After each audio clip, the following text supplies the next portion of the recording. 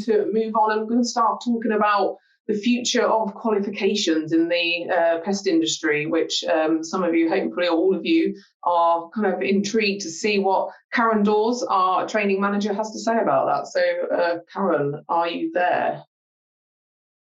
I can see your name. I can hear you. Yes, I'm here. Thank you. Thanks, Karen. I'll leave you to it. Thanks very much, Natalie. Good morning, everybody. I'm Karen Dawes. I'm the training manager at BPCA. And today we're going to talk about the future of pest management qualifications.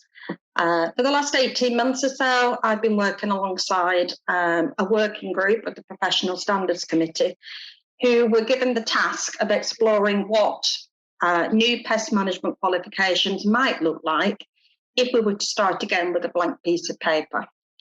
So we've done a lot of that work, and we're now at a stage where we want to consult on the work that we've done so far to make sure that we're going in the right direction for the industry, but also, more importantly, to get your feedback as to where we are at the moment.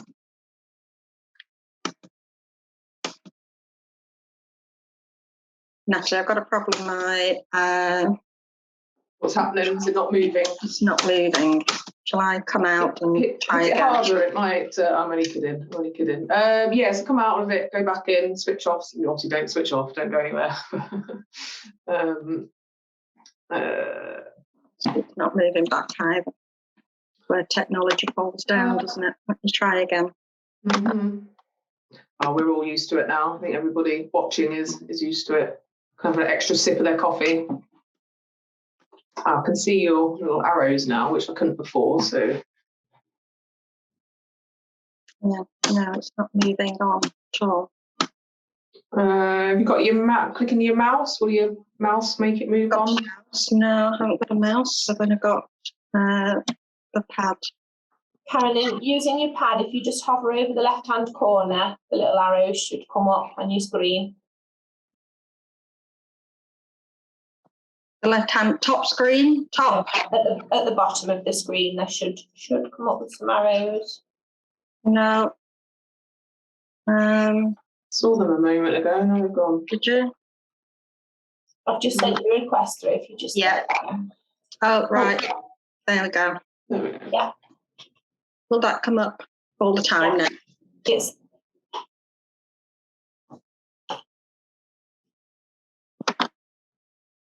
Right. There we go. Okay, let's try again. Sorry about that, everybody. Right, so for the next 15 or 20 minutes, I'm going to talk about the purpose of a new pest management qualification framework, the reasons why we think change is needed. I'll give an outline of the proposed framework, the work we've done so far, show you where we're at with it. And we'll talk about how the industry might transition over to a new career pathway. Oops, sorry. The important thing, though, is that we get your feedback. It's very much, I really want to reiterate, it's very much a draft proposal. It's very much a work in progress. We'll be spending the rest of the year consulting with everybody, whether that's awarding bodies or trade associations, as well as yourselves, to make sure that if we do move forward with a new qualification framework, that we do get it right. So why change things? We want to provide the sector with a formal career pathway. So having a formal pathway not only supports those already working in the industry, but it can also encourage those who wouldn't necessarily see pest control as a first choice career to come into the industry. And we do need new people to enter, whether that's young people or those who want a career change, as well as those already working in the industry.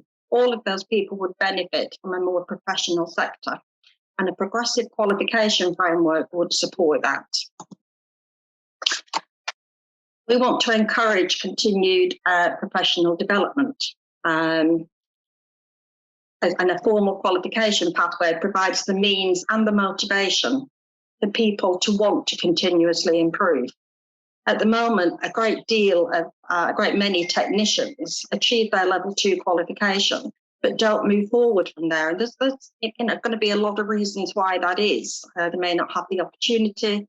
They may just wish to carry on doing what they're doing. But For those people that want to continuously improve to get higher qualifications, we want to provide to be able to provide that platform to enable them to do it.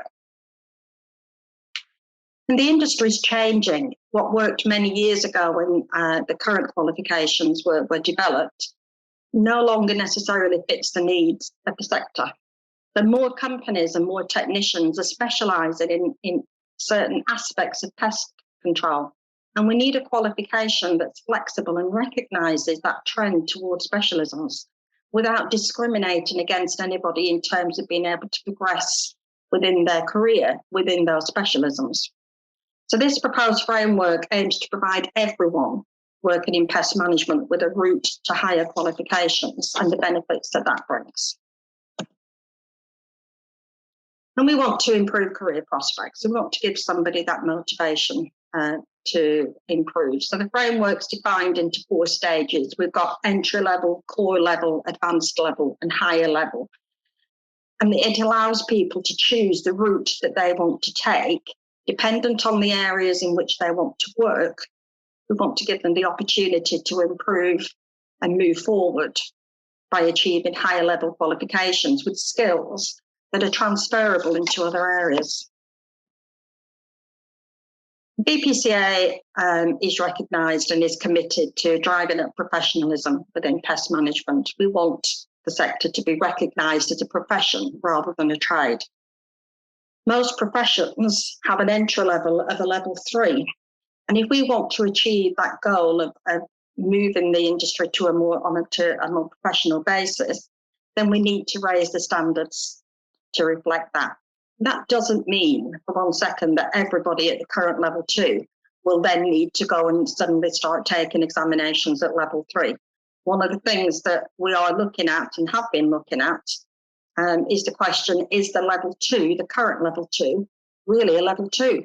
There's an awful lot to learn and an awful lot to be assessed on within that level 2. It's a big old examination. But the benefits of being qualified to a level 3 are substantial, and not least because it sets the perception of the end user, those general public, at a higher level. So taking away that perception that pest controllers are rat catchers, and that's a label that's hindered us for way too long. And we want to drive professionalism. So BPCA, again, is committed to driving up professionalism, and that means working to the highest standards, as well as embedding a culture of lifelong learning and continuous improvement. We want people to be proud that they're working in pest management. This ambition is at the heart of this framework. So what do we need to consider? There is a European definition of a professional pest controller that includes training, qualification, CPD, and competency. The current level 2 assesses through a written knowledge-based examination. And in an industry that requires solutions to complex issues and needs good problem solvers, a written assessment isn't really sufficient. A written assessment tests memory, doesn't test competency. So we need to be able to demonstrate all areas of this, what is deemed to be professionalism. And this framework aims to add a level playing field to everyone, the competency to be assessed, as well as providing the knowledge and skills that run alongside it. Knowledge assessments are important. Knowing why you're doing something and being able to share that with your customer highlights your professionalism. Chris mentioned in his presentation before mine that a big part of pest management is education, and being able to explain to a customer why you can't do something is just as important. If that means quoting a piece of legislation that says why you can't do something, quoting a product label to say why you can't treat something in a certain way, that's all education, and it adds value to what you're offering. But we need to protect ourselves as well. And being recognised as a professional industry prepares us for any future licensing requirements. if we can demonstrate that the industry has a robust professional standard in place, we'll better be able to have meaningful conversations and influence any future licensing requirement. It's not only that, nothing threatens the toolkit that pest controllers use more than products being used incorrectly. And having a requirement for competency assessment protects the active ingredients, and therefore it protects the future of pest management and the careers of those working within it. Lost it again, Natalie. Okay. Got it. Yeah. And then having a progressive qualification framework does, without doubt, put clear water between those who are qualified and those that aren't. So we're going to have a look at the proposal now, and we'll take it in stages. So I mentioned earlier that we had an entry level. This is for new people coming into the sector. And the framework behind all of this, there's a lot more detail behind all of this. There are learning outcomes, and it goes into a great deal more. I'm just giving you the top level, just to give you a flavour of what this framework would look like. So at entry level, it aims to give people an awareness of pest management, and it covers health, safety and legislation. But alongside that, that's the knowledge-based teaching. And alongside that,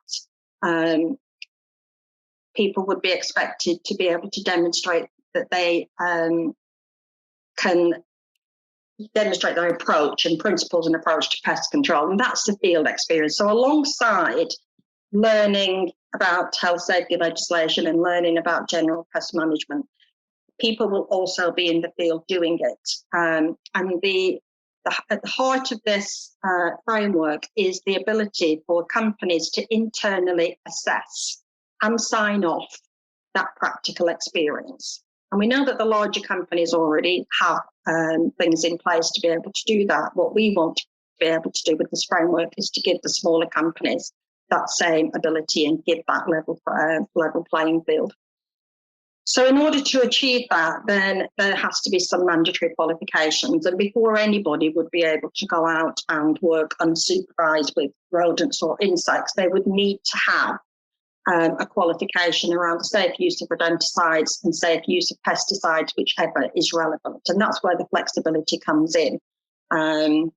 If you're not treating insects, if you're not working with insects, then that qualification doesn't necessarily have to be in place before you go out doing any field work. But the minute that it does come into play, then you would have to have that qualification before you went out and worked unsupervised. So it's making sure the qualifications follow the work stream, if you like. We would expect that somebody who is coming in at entry level would spend about 6 months learning. So within that 6 months, they would cover all of the knowledge-based and gain some qualifications. And somewhere within that, the level 2 food safety and the level 2 health and safety qualification would be a requirement of that. And you could take those 2 qualifications at any point when you're ready within that 6 month period. We would only ask that the safe use of rodenticides and safe use of pesticides. Now, the safe use of pesticides could be a PA1, PA6, or it could be some internal training that you've got set up as well. We would have robust assessment plans to make sure that any sign-off internally would follow a very strict set of criteria. So we would take away that subjectiveness that can come when people are being assessed internally. And then we go on to what we class as our core stage. And this would require 5 mandatory units. So again, we're going deeper into health and safety. So whereas the first stage would be an awareness, this second stage would be the learning outcomes would require those people to be able to explain and understand the impacts, the potential impacts of what they're doing. So health and safety, again, would be covered along with the legislation, which would come under protecting life and the environment. And again, we've got this principles and approaches to pest management, which is the practical stuff. So when you're going out in the field and doing the doing. The other 2 units, again, we're bringing in some flexibility. So dependent on the work streams, dependent on what your company does, you would either take agricultural rodents and stored product insects, or public health rodents and public health insects. And this is because we want people to have a broad range of skills at this early level. So even though you may not necessarily do that kind of work, we do need you to know, to have a greater understanding, so that if you go and work somewhere else, you've still got that broad depth of knowledge around rodents and insects.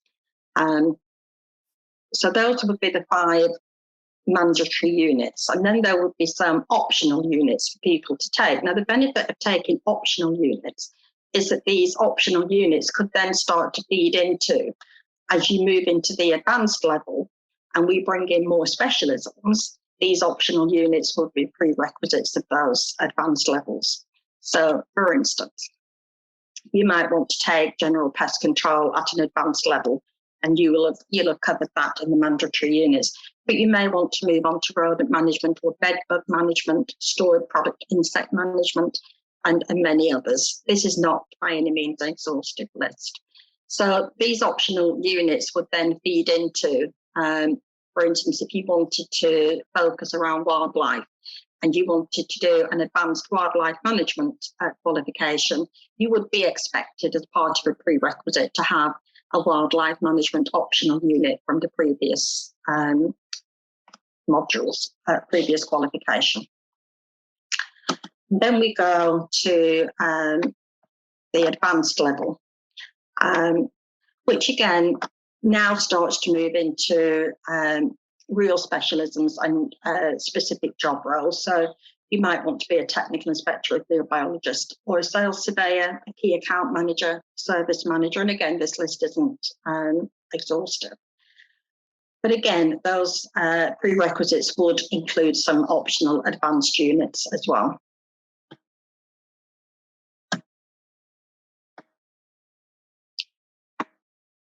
So as well as the framework, we've got to think about how we would transition over, and there's a few things to consider with that. So we're going to be spending the rest of the year talking to people, and like I said earlier, that would be everybody that we think can help, assessment organisations, other trade associations, awarding bodies, because we want to make sure that if we do introduce a new qualification framework, that it's the right one, that we're going in the right direction.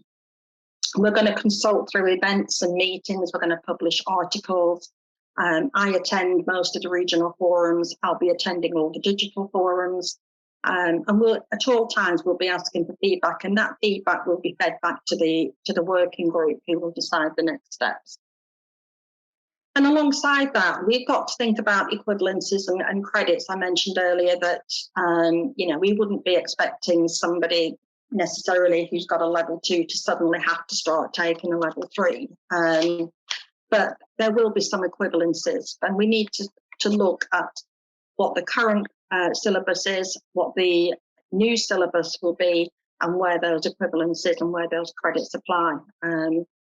And that will come out in a period of time. I don't have the answers for that yet, but that will come out. But there will be a large part of what you do at level 2 that will be included within any framework that we go forward. And we also need to look at entry levels for those people. There's a lot of people out there that have got a huge amount of knowledge and a huge amount of experience, but perhaps they haven't yet got any qualifications. And how do we sit that knowledge and that experience against qualification? Where do we have their entry level? And again, we haven't got those answers yet, but that's something that we'll be helping to get from focus groups and people that we talk to, and get their opinions and just generally get a flavour for what people think. And then there'll be timescales to think about as well, in terms of how long should somebody be given to transition over from their current qualification to the new qualification. We don't expect it to happen overnight, and how long should those timescales be. That's all part of the consultancy. So just to summarise, we're looking to encourage continuous development for people working in pest management, improving career prospects. We want to recognise an industry that's moving more into specialisms. We want to define pest control as a profession. And we want to provide the sector with a formal career pathway and drive up professionalism. And that's all the reasons why we're looking at this now. And now I need to put it out to you now. This is where your feedback is so important. So if you can, if you've got an opinion, if you've got any thoughts, then certainly share them with us, either in the chat or the question and answer. But very shortly, I think Natalie, are you going to control the poll questions? I'm here, yeah, absolutely. So in terms of the questions, there's 5 lots of feedback at the moment, and they're relatively wordy. But because it's feedback rather than, there's a couple of questions in there, but I'll read it out for you if that's okay. Just then. Yeah, sorry, Natalie. Sorry, there are some poll questions that I just want to put up on screen. Great, do it, please. Karen, it's me. Oh, it's Lauren. Right. Yeah, shout when you're ready. Which one should you like? Right, so if we can, what's going to happen, you're surely going to see some questions come up on your screen. They'll come up one at a time. And then I need you to use your keypads to select the statements that you feel most reflect your thoughts. Now, on some of them, you'll be able to select one. On some of them, you'll be able to select multiple. So, Lauren, if you can put the first question up, please.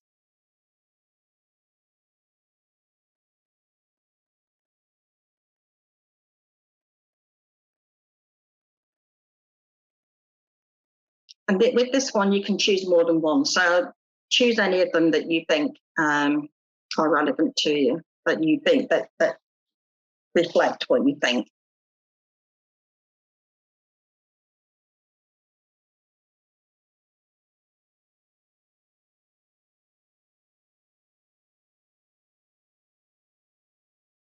Lauren, are you able to share the results when they're in?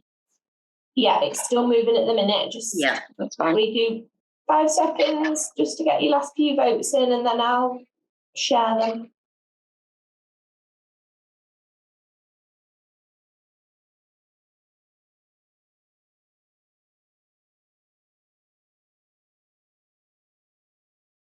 Okay, so that's good. Obviously, recognising specialisms, we're going in the right direction with that. Flexibility and motivation for people to progress to higher qualifications. So that's really helpful. That just encouraged me that we are in thinking about the right kind of things. So yeah, if we can go to question 2, Lauren. So what do you think the challenges might be? And again, you can choose more than one here. And there will be challenges. We just need to make sure that we've covered them all.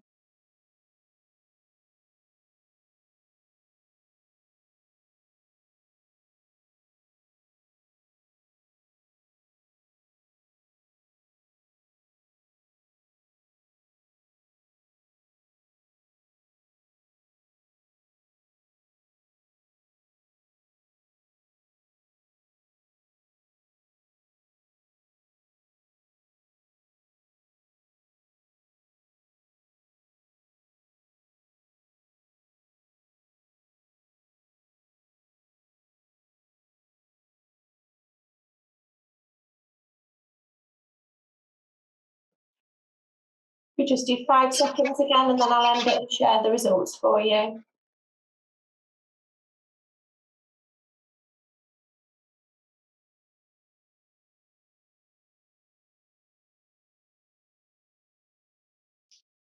And quite some equal things there. Sole traders is certainly an area that we are focusing on because the obvious thing there is who's going to assess them, and we need to put something in place for that. Technicians will be reluctant to take more examinations, but if there's a benefit to them doing so, then I'm sure that we can hopefully get that message across. But also, I just go back to what I was saying about us reviewing whether the level 2 is really a level 2. So it wouldn't necessarily mean another big examination. It might just mean some bolt-on assessments. Can we go to the next question, Lauren, please?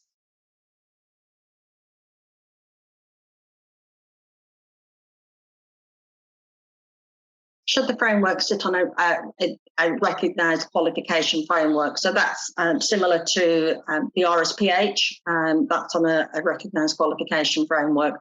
Or should it be accredited by BPCA? Is that sufficient? Is that the way we want to go? So you can just choose one of these, please, if that's all right.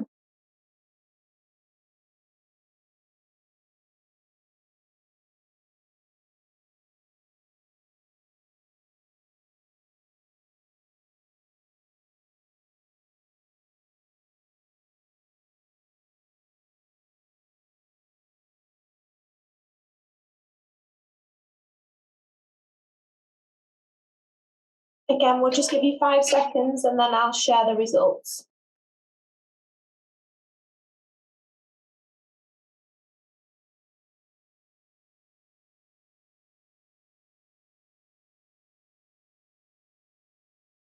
The consensus seems to be, the majority seems to be a recognised qualification framework, and that's really useful. So thanks very much for that. Lauren, can we go on to question 4?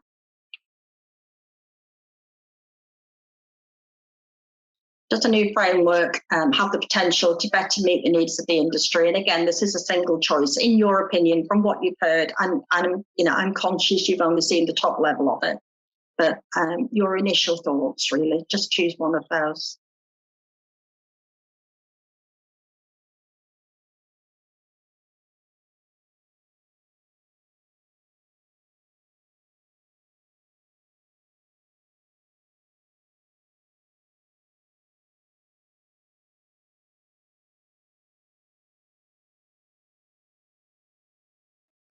Okay, 5 seconds again, and then we'll share the results.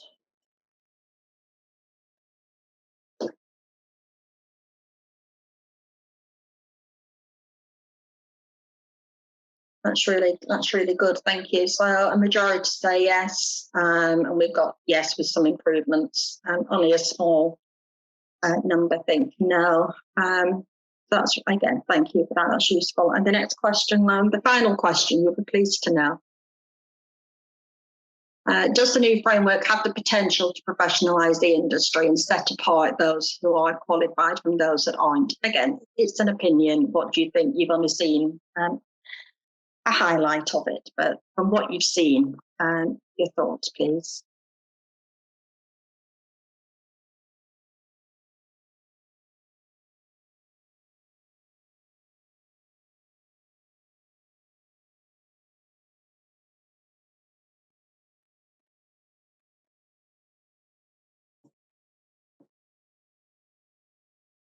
Yeah, and it's really interesting, that one with industry collaboration. You're absolutely right.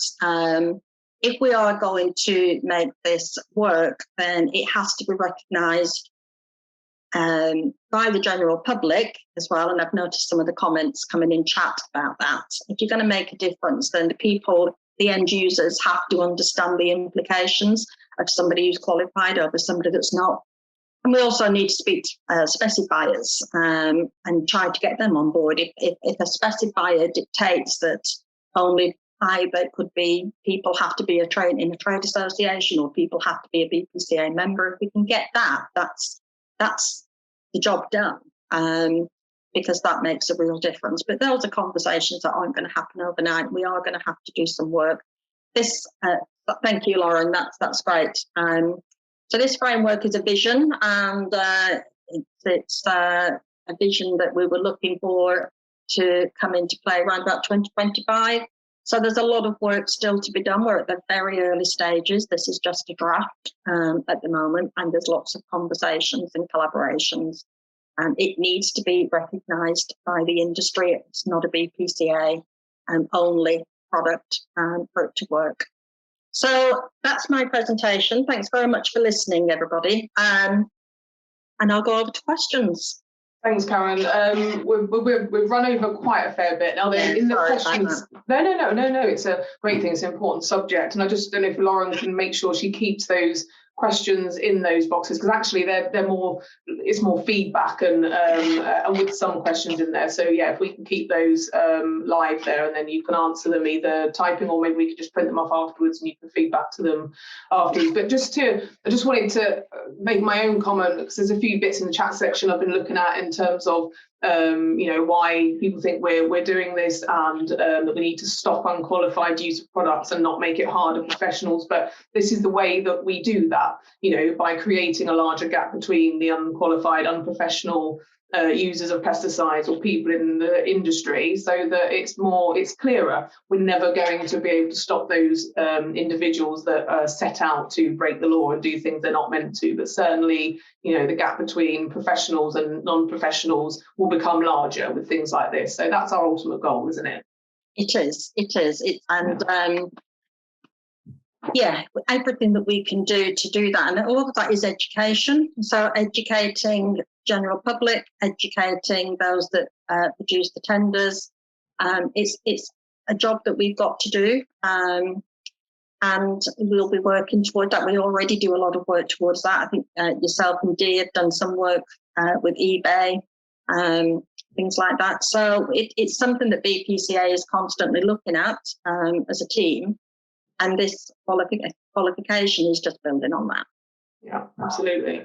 Yeah.